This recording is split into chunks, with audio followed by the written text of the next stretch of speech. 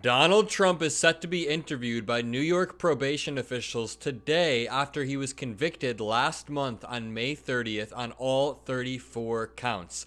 I want to make sure you guys are caught up and explain some of the intricacies of this interview, but this Axios article says the big picture. The Republican presidential nominee was expected to attend the interview by video conference, a procedural step before his sentencing on July 11th, which is 4 days before the Republican National Convention this year. Trump was found guilty last month on all 34 counts in the state's falsified documents case against him. He has repeatedly denied wrongdoing, and his lawyers have said they intend to appeal the guilty verdict. Of course, that's his right. How it works: in New York, a convicted defendant must be interviewed by probation officials before sentencing to assess their criminal record, family history, community ties, educational background, physical health, and other background information.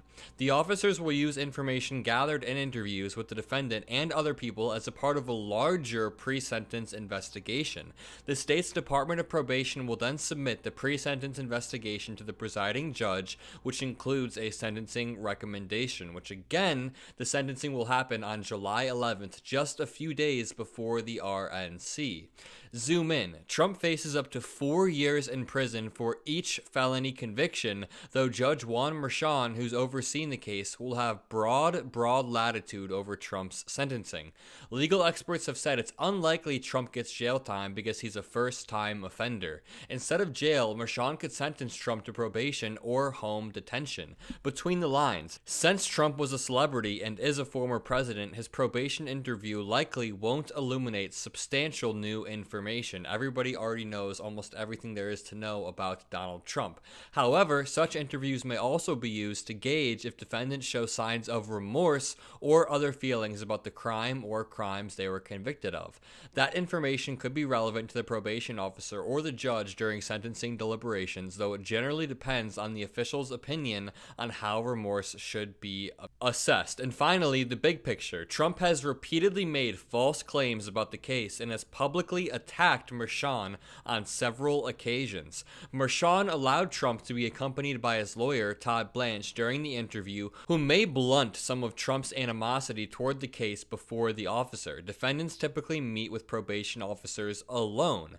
Such interviews are not open to the public, and pre-sentence reports typically remain confidential. But MSNBC legal analyst Kristen Greenberg said on Twitter, "Today, Donald Trump and his lawyer will try to convince a New York probation officer not to recommend a jail sentence, but the need for a jail sentence here is overwhelming. Here are 5 reasons why probation should reject Trump's arguments and recommend jail for Trump. Number 1, Trump will cite his public service as president of the United States as a mitigating factor, but the fact that he committed this crime while president, he signed fraudulent checks in the Oval Office, is an aggregating factor. His abuse of the American people's trust by committing crimes while serving as president warrants jail. Number 2, Trump will argue that his status as a potential future POTUS demands leniency for the good of our country. Jail for Trump would be polarizing, but it would be far worse for this country for the American presidency to be a get-out-of-jail-free card for a convicted felon who refuses to accept responsibility for his crimes. Number 3, Trump will argue that the charged crime is victimless and harmless. He is wrong.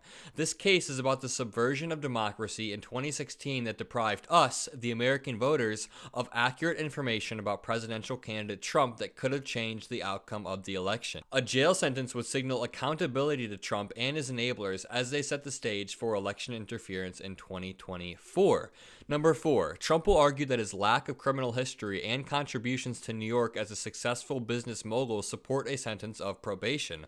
But you know who else was a first-time offender? Michael Cohen, who went to jail for the same conduct. The need to prevent an unfair disparity between their sentences justifies jail for Trump, who was more culpable than Cohen as the leader and beneficiary of the crime. And Trump can't credibly point to a stellar business record and contributions to New York when he owes $464 million in the New York civil fraud case, not to mention his numerous other civil lawsuit losses. And finally, number 5, Trump will argue that he's amenable to supervision given his U.S. Secret Service detail and media reporting his every move. But we all know Trump won't follow probation's rules because he didn't follow court orders. See Exhibit A, 10 gag order violations in this case. Exhibit B, new gag order violation when he disparaged the jury after the guilty verdict. And Exhibit C, gag order violations targeting Judge Engeron's law clerk in the New York civil fraud case.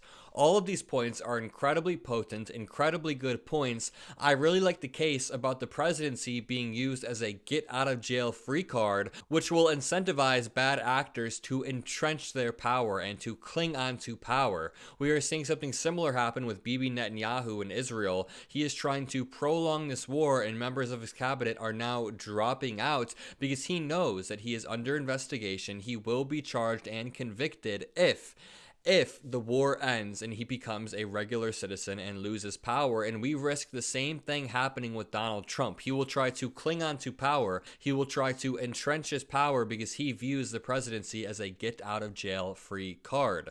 John Cooper said some questions about Trump's probation interview today. Number 1, why is the interview being done virtually instead of in person? Number 2, why is Trump being allowed to have his attorney at his side during the interview? As I said earlier, that is not normal. Judge Merchan is being extra generous by allowing Todd Blanche to be by Donald Trump's side and guide him, and yet MAGA Republicans still say that Judge Merchan is a wicked, tilted Democrat. John Cooper also said, number 3, why isn't Trump being drug tested? That's actually a great question. Brandon Unger on Twitter said, so Trump was able to bail on the first meeting with his probation officer and gets his second meeting held at Mar-a-Lago with no cognitive test or random drug screening, and he gets to have his lawyer right by his side. Our judicial system is catastrophically broken. Very true. And remember, the New York probation officials have to gauge how remorseful Donald Trump is after his convictions, and we've seen from his recent speeches and interviews with Sean Hannity and Dr. Phil that not only is he not remorseful at all, but he is doubling down on calling Judge Juan Merchan a conflicted, corrupt judge. Watch this clip of Donald Trump and tell me if you think he seems remorseful. And this is done by Washington, and nobody's ever seen anything like it. So we have a judge who's highly conflicted. You know what the confliction is. Nobody wants to write about it, and I'm not allowed to talk about it. If I do, he said, I get put in jail. So we'll play that game a little bit longer. We won't talk about it, but you're allowed to talk about it. I hope you do, because there's never been anybody so conflicted as this.